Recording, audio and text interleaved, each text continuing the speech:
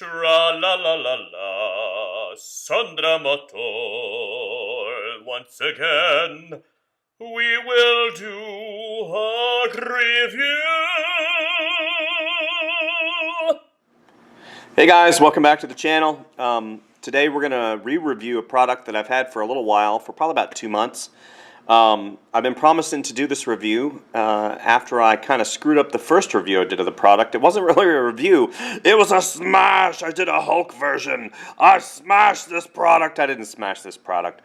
I kind of hated on it a little bit, and that was not my intention. So today we're going to do kind of a better review of the product to see if I can't get rid of some of my angstiness about this particular product and stuff. Because I know a lot of you guys love the Apple products, which I'm an Apple fanboy, I'll admit it. I'm also a PC fanboy. I love PC stuff. I just like technology. But today we're going to review the iPad Pro 12.9 with the Apple Pencil 2. Enjoy. So this is it. This is the wonderful iPad Pro 12.9 inch. This is the latest version with the Apple Pencil. There you can see I am in the reflection. It's a beautiful device. The fit and finish on this is absolutely spectacular. This is the cellular version. It is by far and above the most beautiful iPad ever created, in my humble opinion. Okay, this is a side-by-side comparison of my iPad Pro 12.9 to the Surface Pro 3 over on the right-hand side. Obviously, the screen size is considerably much larger than the 4-year-old, I think it's 4.5 years old now, the Surface Pro 3. Brightness, both are configured at maximum brightness, and of course, you know, not surprisingly, the iPad Pro has a much clearer screen than the Surface Pro 3 does, and that's nothing to really dig on the Surface Pro 3 technology. It is 4.5 years old after all. And here is a side-by-side comparison of my iPad 10.5, my iPad Pro 10.5, and the iPad Pro 12.9. Obviously, just size differential. I mean, whenever I stepped up from this particular device up to this device was a huge game changer. And I'm going to explain why. Now, obviously, you see how this iPad has a magnetic connector up top that secures the pencil whenever you're not using it. And this this does not. This is kind of, you know, this is the first generation iPad Pro, and you got to stick it in the bottom. Those of you who are familiar with this particular product know this was kind of a pain, and at the end of the day, really was a very poor design, industrial design. I just can't believe they let it get out like that. So a little bit of a disclaimer here. I did not purchase either one of these products on my own. I did not go down to the Apple Store, stand in line like a fanboy, and plunk down my hundreds and hundreds of dollars to experience this wonderful world of Apple technology in its current zenith state, the highest state that it is. The first device that I received was from a client. He asked me, basically I iterated that it would be really cool to have an iPad Pro, and he sent me one, so that was really nice. And the second device was sent to me by a client, one of my freelance clients, that kind of bestowed upon me a end of the year thank you, so that was really nice. Neither one of the products is flawed in any way. Both were brand new when I received them. And I've really enjoyed drawing on both of them. Now, why am I doing this review today? First of all, the experience of drawing on the iPad, whether it be the 10.5, I have not drawn on the smaller one, but whether it be the 10.5 or the larger 12.9 is different. For those of you who don't understand what that statement means, it means that if you're used to drawing on, let's say, another company's tablet, like a Wacom Cintiq tablet. I came from an Intuos world where I used to draw right in front of me on a little Intuos tablet. I went from an 8.5 or an 8-inch or whatever the smaller one was, all the way up to a 14 or a 12 or 14 inch. And then eventually I got a Cintiq 21UX, and I worked on that for probably 8 years. And after that, I got a digital, not a digital, but a Wacom Cintiq 22 HD, which is what I'm currently on. So I'm very familiar with the Wacom technology. I had a Wacom Cintiq Companion, first generation, which I believe had the Pro Pen configuration, and it was great. You know, you get used to that technology. You know, I used my quick keys because I come from a desktop environment. I'm a professional illustrator and designer, and you know, you get used to something like that. So whenever these new products came out, you know, back up for a second. Whenever I first got my iPad, way back in the day when iPads first came out, I thought it was going to be a great drawing device. So I ended up getting a bamboo stylus, you know, whenever it had the pressure sensitivity, whenever it was like a rubber tip, and you couldn't really draw on it. It was terrible. And then the iPad Pro came out. However, at that time, I had already purchased a Surface Pro 2. And I was used to drawing on that, and it was a smaller device. I think it's a 10.5, and you know that had an i5 processor and pressure sensitivity, just like the Wacom Cintiq that I had been working on for years. And then I got the Surface Pro 3, which is the device that I just showed you guys, and the iPad Pro came out, and I looked at it and I go, "Oh snap! I got to go check it out." So I did. I went down to the Apple Store. And I started drawing on it. And this, you have to understand, I'm coming from a professional environment, stepping into Apple's ecosystem on the iPad, drawing on the iPad. And even though I had a preconceived idea of what I thought it would be, it was completely different. And what does that mean exactly? I've heard drawing on the iPad is akin to drawing on paper. It is the most natural feeling device that is on the market. Okay, if you had never drawn on a device, maybe, but I had drawn on devices, gosh, since, I'm going to date myself here, since like 1998, 97, and I already knew what drawing on a device felt like. I got on the iPad, first generation, the iPad Pro 12.9, first generation, and I started drawing on it, and I hated it. I thought it was like drawing on a glass, like a glass of water on the outside. I couldn't get the pressure sensitivity that I wanted, and I couldn't get the feeling that I wanted. The Apple Pencil was slick and long. I didn't like how it charged. It was everything about the device. And then whenever you throw in the $1,000 price tag, I think at the time they were $1,000. And I looked at that and I thought, how ridiculous. And at the time, I believe Procreate was out, and you know, I drew in Procreate.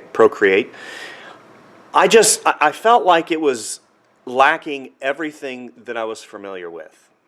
And you know, a couple of years went by. You know, I'm like, every time I go in the Apple Store, I'm like, woohoo, Apple Store, gonna check it out again. Maybe they changed something. Nothing changed.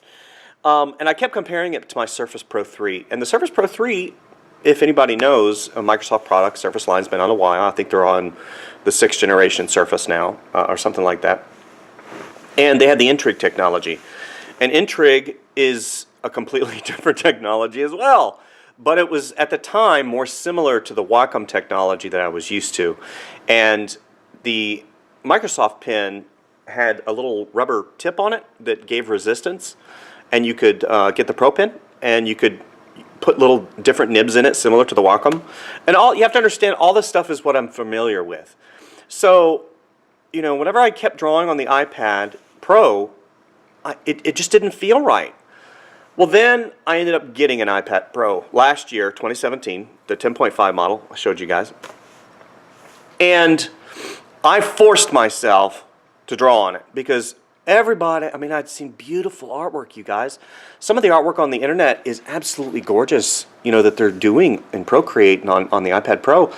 And, you know, in terms of just technology, I wanted to be somebody that embraced technology. right? You don't want to be some curmudgeon, go living in a hole. I'm only going to use this. This is what I'm going to do. And I remember back in the days whenever things were the way I liked them. And, with my gray beard as I get older and older. Yeah, and so what I'm going to do is I'm going to lay out the specs of the current iPad Pro and kind of, give you guys an understanding of exactly what's going on. The display on the 12.9 is a liquid retina display, 27 by 32 by 2048 pixel resolution at 264 pixels per inch. I do have on order a Surface Book original, the first generation. It's not the 3 or the 4 or whatever they're up to now. And it's got higher resolution than the iPad. And it's got a 13.5 inch display. And I'll do a review of that as well. I believe my Surface Pro obviously is less than this, but I think it's 1080 HD. It's so funny whenever you read the descriptions of the iPad. They make it like the most incredible thing in the world. It's got ProMotion technology, True Tone display. It's got a finger-resistant oleophobic coating, so if you touch it, even though it's full of crap, you touch it, you're going to get your fingerprints all over it. Maybe that's the outer shell, not the glass. Anti-reflective coating and 600 nits of brightness. I will tell you one thing. This thing is extremely bright. The 12.9, the most current iteration, super bright to the point where actually when I'm in the dark and if I'm reading or I'm drawing, I got to tone it down. It hurts my eyeballs, right? 600 nits of brightness, yeah. It's got a camera. Why? Who cares? I got a phone. I got a camera. I got a camera over there. I got cameras coming out my butt. Not really. Cameras aren't coming out of my butt. Anyway, it's got a sapphire crystal. I believe it's the same camera that's on the 6S Plus, or I don't know. It's not the 10 camera because I've got the 10 camera. Noise reduction. It takes video recording at 4K. All these things, which I'm sure are part and parcel to a decision.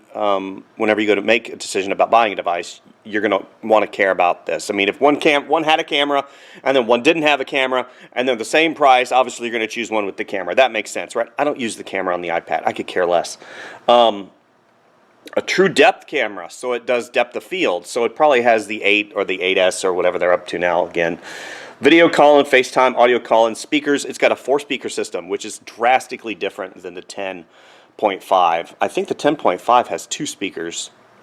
But the iPad Pro 12.9, it sounds good. It's crisp, really good. It trounces my ZBook. It trounces my 10.5 iPad. So it sounds really good. Stereo quality is really good. If you're playing games on it, it's really good. Obviously, location, if you own an iPhone, you know pretty much everything there is to know about, about that. Now, battery. Now, this is a big one. It says 10 hours, okay? It says 10 hours. I'm going to be honest with you. I think all of these companies that do battery testing are full of stuff. And if you're illustrating, if you're doing anything video intensive, web browsing, anything, this says 10 hours. I'm pretty sure I get maybe 7 just because of the way that I work. I mean, if you turn the brightness to 0 and all that other crap. And plus, you got to understand, too, you're charging the pencil. So I think, just plan on about 7 hours of battery life. You have the App Store, you have the Apple ecosystem, you have all these great things that add to owning an Apple iPad Pro 12.9. And if you're already in the Apple ecosystem, fantastic. Here's my biggest hang-up about owning an iPad. And I said this, okay, I'm doing it again, I'm bashing. Okay, let's do on the positives. Okay, drawing experience. Okay, I already said that I already had misgivings about the drawing experience on the iPad Pro 12.9. But that being said, what I'm doing right here is a really quick and dirty rudimentary drawing, sketch, whatever you want to call it, of a head, of a face. So I'm working in Procreate using the standard pencil, I believe. I think it's a 6B. And I had indicated before earlier the video clips that I wanted to kind of touch base because I had the 10.5 for roughly 6 months, 7 months, the iPad Pro 10.5, the 2018 edition before I got the 12.9. And there is a big, in my opinion, a big step up from the 10.5 to the 12.9. You know, you think that an inch and a half would make a huge bit of difference, but it really does. Now, my Surface Pro 3, I believe, has a 12, might be 12.9. I'm not really sure, inch screen, or 12.1. And I'll be honest with you, it is a great machine to draw on. But this machine, I can use my entire arm to sketch with. I'm not a wrist sketcher. I've always drawn with my entire arm. It's got a nice stroke, and it does support tilt. I don't know what the degree of tilt is on this particular machine, but it does support tilt, which is really cool. And, you know, just for quick sketching and drawing and actually illustrating, it's really lightweight. So it really lends itself also to that aspect of drawing. You're not having to lug around this huge machine. So that's really cool. You know, overall, I just have to say the drawing on it is a pleasure. It's really great. It's snappy. I've added quite a few brushes to Procreate, so I've actually expanded that program from its original state to what I currently have it at. I've purchased a few off the Creative Market and some other places, and they're actually easy to install. The fact that I can lug this thing around and just throw it in a backpack or whatever is really nice. It does pretty much everything that I need it to do within reason. Now, if I have to like add fonts, or if I have to manipulate things or go to a file archive, of course, all my files have to be online. I can't plug in a drive to it, which is really stupid, even though it has a USB-C port at the bottom. That really sucks. But overall, it's a great experience. You know, I'll obviously have to go in and start tweaking the pressure sensitivity of the, you know, of the device itself, not of the device, but of the program. And I think that I'd enjoy Procreate a little bit better. Again, this was just a really quick and dirty piece that I wanted to, you know, kind of show the drawing capabilities of the device. And, you know, overall it is a fun, you know, what's funny is I think that over time, as artists and illustrators and digital artists, you know, we kind of settle into our 5 brushes, 6 brushes that we kind of like. And we always go to those because that kind of lends itself to exactly what our style is. I still haven't found that on the iPad Pro. I really haven't. You know, you see me click right there. It's got the eraser and the pencil, which is the previous version did not. You double click anywhere on the pencil. I've had quite a few, I call them ghost clicks, where I'm drawing and then I'll accidentally hit it again because I have a bad habit of hitting my pen twice or 3 times or whatever while I'm thinking. So I'll do it without even thinking. I'll go up like, dang it, I didn't mean to erase. Anyway, so yeah, it's a great experience overall. And you can crank stuff out really quickly using this. The thing is even though I have this device, I find myself going to my Surface Pro 3 more than I do this device. And I'm not really sure why. Probably just the way it feels. Anyway, that's it. Okay, so that was me doing a really quick and dirty sketch. I didn't plan anything out. I didn't have a preconceived idea of exactly what I wanted to do. And I opened Procreate and did a really, really simple head. So what is the experience of drawing on the iPad? Obviously, if you really want to find out, just go down to the Apple Store and draw on it for 15, 20 minutes. I mean, you can stay in there for 2 hours and draw until your heart's content. The iPad has a lot of really positive things to it. Number one, it's got that processor, that A12X Bionic processor. It is incredibly fast. I would equate it to probably i7, i9 territory. I think it had 8 gigs of RAM. I'm not really sure. I did have the specs a while back, but it's got a very, very powerful engine inside of it that has no problem with any of the files that I open up. A while back, I opened a 5 You're going to laugh at this. I had a 5.5 gigabyte, 40 by 40 inch, yeah, that's huge, file that I had done in Photoshop on my desktop machine. And I'm like, oh, I'm going to open it up in my 10.5 and see if it'll open. I tried to open it up in Manga Studio Pro. I'm sorry, Clip Studio Paint for all you United States people. And it barely opened it. It took probably not 3 minutes. It took a while to open the file, and then I couldn't really do anything with it. And you're thinking, well, no doy. That's a huge file. I mean, it could barely, it goes beyond its parameters. I didn't open the file, and I'm thinking about doing it in the 12.9 just to see what would happen. But I was able to open it on my ZBook, no problem. Here's my ZBook right here. For those of you, there's the Z. For those of you who don't know what the ZBook is, you know, check in the description. I'll post a link to the video, the review I did. So the iPad Pro 12.9, is it good enough for professional work? Sure, absolutely. You can do professional work on it all day long. If you're willing to concede certain things that if you're already a professional that you might have to not have when you're on the iPad Pro. That's a lot of words, isn't it? Like quick keys. You're not going to have quick keys on the iPad Pro because currently Photoshop does not run on the iPad Pro. It's coming. Woohoo! Arms up. Also, installing fonts. I don't know how to do that. I have installed brushes, though. I'm very, very well versed in installing brushes in Procreate and Sketchbook Pro and Clip Studio Paint, for that matter. I've actually installed some brushes in Clip Studio Paint. You know what? It's just like any other device. You have to find out how to do it, and once you learn how to do it on the iPad Pro, then you're a pro at it.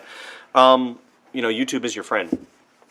Is it worth $1,000? Actually, it's more than that because I think mine was around $1,200, and then once you throw in the Apple Pencil and the tax and everything, it's about $1,300 to $1,400.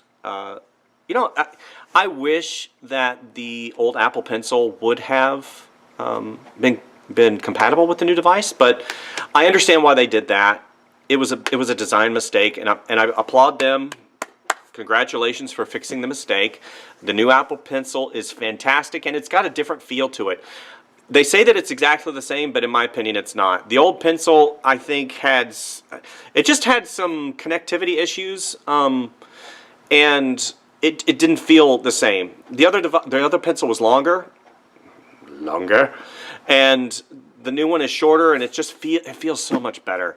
The responsiveness, you know, those people who talk about parallax, and parallax is that distance between your pen and the actual mark, okay, that you're making. So on Wacom devices in the old days, there was quarter of an inch of parallax, and you're sitting there, you're drawing, and even though it was really zippy and the technology was good with the Wacom technology, the parallax always kind of aggravated you. And you know, you had to center it and you had to calibrate it and all this other crap. With the Apple Pencil, there is no parallax issues. It is instantaneous. You draw on it and it's instantaneous. However, and there's a small little detour that I want you to understand about Apple technology. Whenever you're doing the pressure sensitivity, instead of, I'm sure there are settings inside the different programs, but it's like whenever I press down, it like takes a bigger, I'm pressing down and you can see or feel it's not gradual. Like if I'm pushing down on the stroke and it's like a textured brush, instead of it gradually getting bigger like this, okay, it like goes, it does something different. It's hard to describe, and I might be completely wrong, but it's like I'm taking a picture, and the pressure sensitivity is only expanding that aperture on that picture of that particular texture. It's like, and it does, you're only seeing that particular texture. Whereas in the Wacom field, there's a whole set of parameters that I can adjust, and I'm absolutely positive I could probably do that in Procreate. It aggravates me that I can't. Those things are kind of learned, and again, it's learning. It's learning that tool to make it work for you. Also, as a professional, you can't hook hard drives up to your to your iPad Pro and pull files off of it. You have to have servers and all this other BS. That's one of the reasons why I'm very thankful that I have the cellular version, because imagine if I was out in the middle of nowhere and I didn't have Wi-Fi access, and I needed to be able to work, which is really nice that I can do that. What else? The price. Gosh, $1,400. That's a lot. That's a lot of cash. That's a lot of dough. I think that there's other machines out there, but if you're an Apple fanboy or girl, then yeah, shoot, go for it. It is. I'll quote. I don't know who the current CEO of Apple is. All I remember is Steve Jobs. Gosh, that's terrible. I'm terrible. Whatever his name is, we'll just put it insert here. He's like, this is the best iPad ever. Yeah, it is. This is the fastest iPad ever. Yeah, this is the most incredible iPad we've ever done. Yeah, all those things are completely true. It needs to take a couple more steps before it becomes a solo device. And because right now it's what I refer to as a companion device. Can my Surface Pro 3 run Photoshop? Yes, it does it okay. Can it run Illustrator? Sort of. I guess it can. I've tried. It does okay. My ZBook runs all those programs incredibly well. I mean, that's because it's a top-of-the-line 32 gigabytes of RAM. It's got a dedicated video GPU. It's got, i7 processor. So, of course, it's going to... Why wouldn't it? But whenever you compare the Apple iPad, it's still an iPad. It's still got that iPad feel to it. And that's fine. I just think that right now, in the marketplace, there's so many other options. If you're an Apple fanboy, man, go for it. I think the Apple iPad is an incredible device. I think it'll solve a lot of your issues. It's fun to draw on. I like the fact that I can pick the Apple iPad up and go to town, and the battery life is fantastic. The resolution, I can create top-of-the-line illustrations on it, and all those things are good. I just think that for the money, there's other options out there that you could get better deals on. I'm going to do a review of my Surface Pro 3, and you're like, why would you do that? It's 4.5 years old. Because there's some people out there that can't afford top-of-the-line iPads like this, and we're going to do that. But do I recommend, as an illustrator, as a professional device? Yes, it is a professional device. Does it check all the boxes? No. I'm sorry. It doesn't. I would have to force myself to be able to use this device. Now, could I use it as my only device? No, I can't. I'm sure some professionals can. If you're only doing a specific area of concept design or area design, or if you're not working in 3D packages, or if you're not installing fonts, and doing all this stuff, yeah, you could quite feasibly use the iPad as a professional device. I've done professional work on it. I like Procreate, and I'm anxious to see how Photoshop performs. I hope I'm not bashing it too bad. I do like the iPad. I've liked all the Apple devices. I own an Apple iPhone. My main machine is a Mac Pro, so or an iMac. So anyway, I just wanted to say, for those of you who watched that other video, hopefully you'll forget about that other video that I did, because I removed it, and realize that it took me a little time to get this other review up. I wanted it to be honest. There's a lot of things that are really good about the iPad Pro, guys. I mean, it feels so good whenever you draw on it, but it's not the same as as your Wacom technology, as Intrigue and some of those others that are really good. And it's hard to describe. I mean, I've been drawing since I was a kid. I've traditionally trained. I draw on paper. I do watercolor. I kind of do everything, and I am not a PC guy, and frankly, I like PCs. I like the way they feel, other than the fact that you got to update something every freaking minute. That really sucks. But on the whole, I love whenever technology companies advance and they start really going after each other, and that's what's happening right now. It's just so giddy. I get to see all these really cool devices and stuff, and watch other reviewers, and I just really enjoy it. Anyway, I'm going to get more drawings out to you guys. We're going to be doing more and more, and we're going to grow the channel. It's going to be huge. No, it's not. It's not that I don't care. It's just that I love to draw and I love to create stuff, and if you guys want to tag along and view a professional in his element, go for it. Tag along with me and I'll draw something every other day, and you know, unfortunately I can't show you my work. If you want to go and watch a YouTuber that maybe drew something for a couple of years as an illustrator or whatever, designer, and didn't have a lot of success, and then he latched on to reviewing stuff as a YouTuber, then you go do that. I am a professional, and I'm going to show you the tips and tricks it takes to be a person in this field and give you advice and exactly what you need to be successful. And tell you about the devices that you need to waste your money on. I'm just kidding. You're not going to waste your money on the iPad Pro if you use it. And look out for those things that you kind of need to pass up. Anyway, thank you guys for watching, and hopefully it probably took 1 billion years to make this video. Anyway, thank you guys for watching, and we'll see you next time. Bye.